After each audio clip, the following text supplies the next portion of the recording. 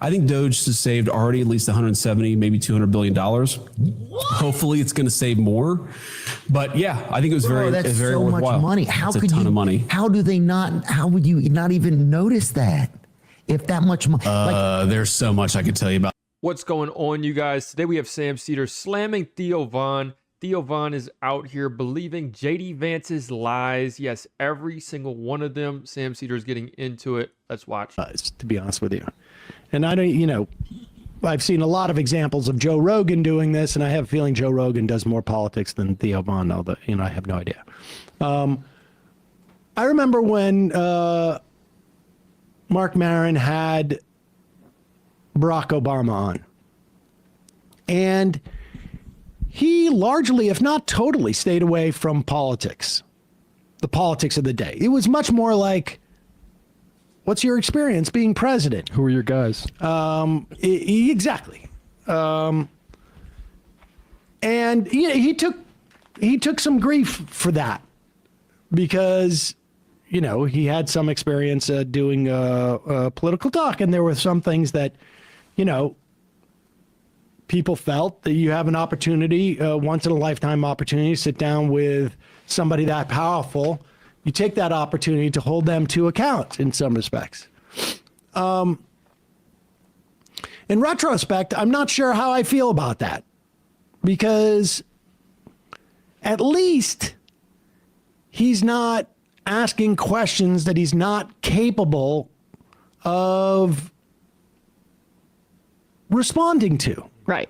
And so, one of the problems that we have with like a Joe Rogan is that any Yahoo goes on there, says stuff to him, and Rogan is just like, whoa, okay. I mean, just gobbles it up. And Theo Von is in this sphere, but he's shown like humanity. He's shown he's cried on air about Gaza. And the problem, though, is that I think he's starting to encroach on the Rogan space. And we saw this. We saw this with Rogan before, where like I think in the past, some people on the left, including myself, were like, okay, he's in the he's saying positive things about Bernie Sanders. This is somebody we can work with. But it's never about the individual. If Theo Von gets as big as Joe Rogan and he's getting a $200+ million deal with Spotify and things like that, it has been shown that there's clearly this incentive structure here with this new media for wealthy and powerful people to go on these shows and say whatever they want to say. And I think what Sam and Emma are wanting to say right here, about Theo Von, but also about Joe Rogan as well, is that, you have a lot of people, especially this younger generation, that's not watching TV as much anymore. They're not watching late night news. They're not watching late night with Jimmy Fallon, possibly, right? So these power structures still have to find a way to come across as relatable, to come down from from wherever they're staying at, from wherever their gold-plated toilets, and they have to come down and talk to these people that they have to make sure they don't get upset with what's going on. And obviously, you have a lot of people that's upset with the current way that things are going.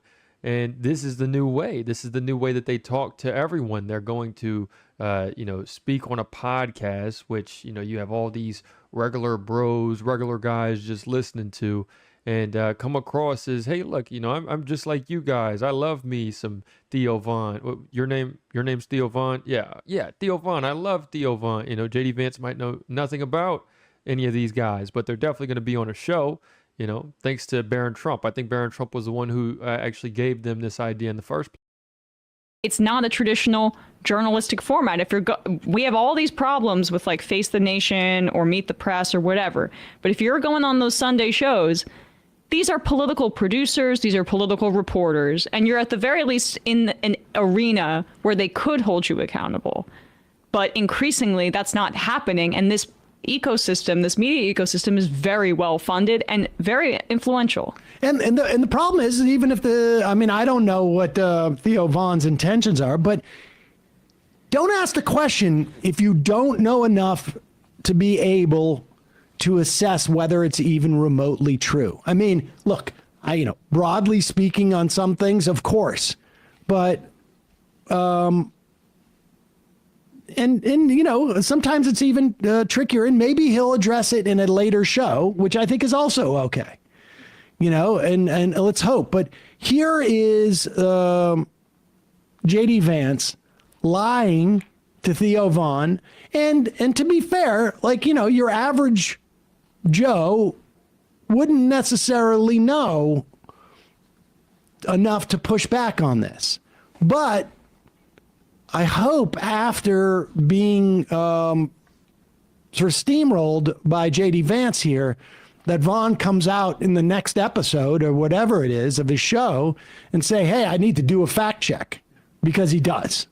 Here is Vaughn talking to JD Vance. Was Doge helpful?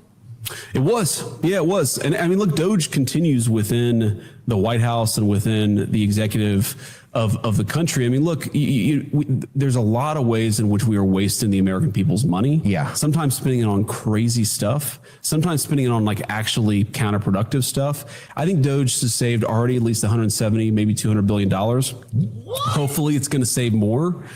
But yeah, I think it was very so worthwhile. much money. How could a ton of money. How would you not even notice that?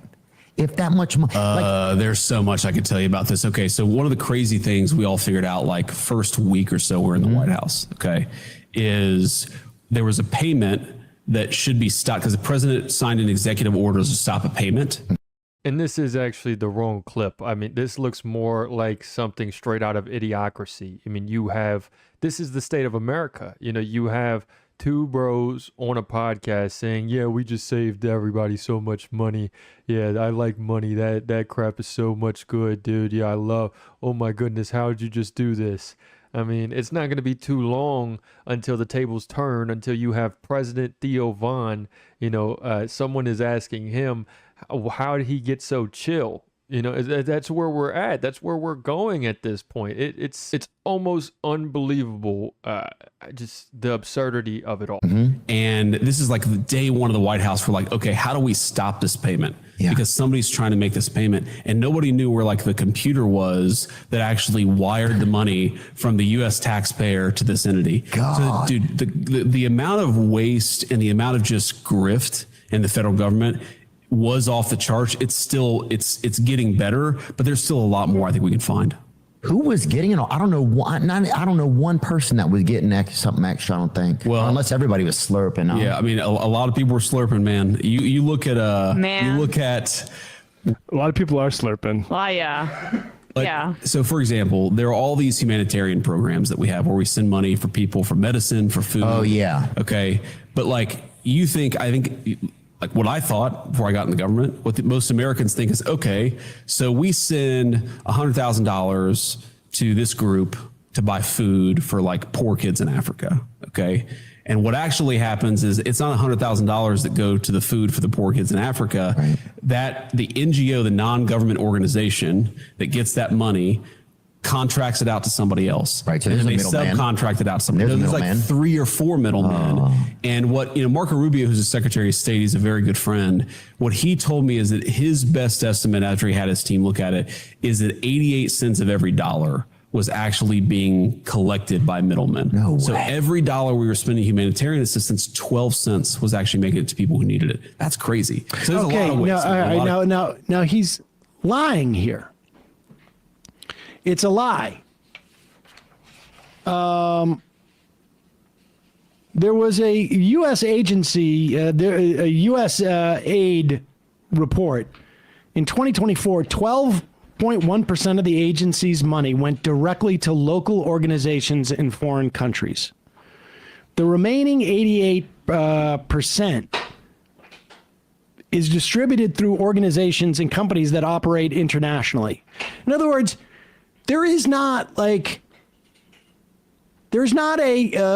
organization on the ground in Somalia where the guy calls up the USAID and says, okay, Venmo me the money.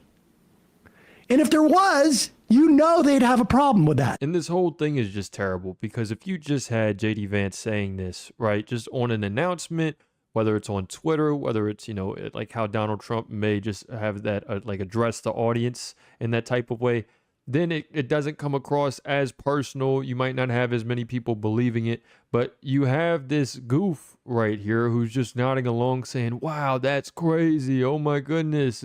That's so insane. You know, and they're vibing together, and it just goes so far, you know, so much under the radar what is actually going on. It takes to distribute money like any other enterprise, entities to distribute the money and the aid and to provide it in certain areas. It's just like any other enterprise. There is no charity that you give to where 100% of the money goes to the recipients,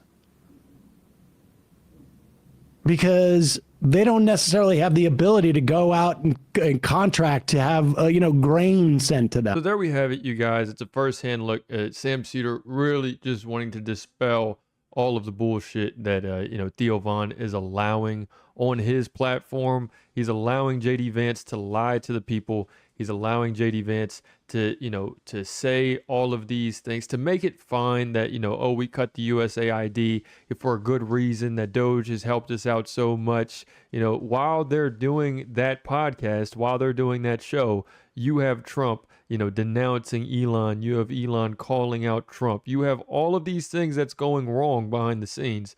Not even behind the scenes at this point, because it's unraveling all on Twitter. But here you have JD Vance on a podcast just shilling a bunch of nonsense, saying that, oh yeah, we were really the good guys in all of these situations.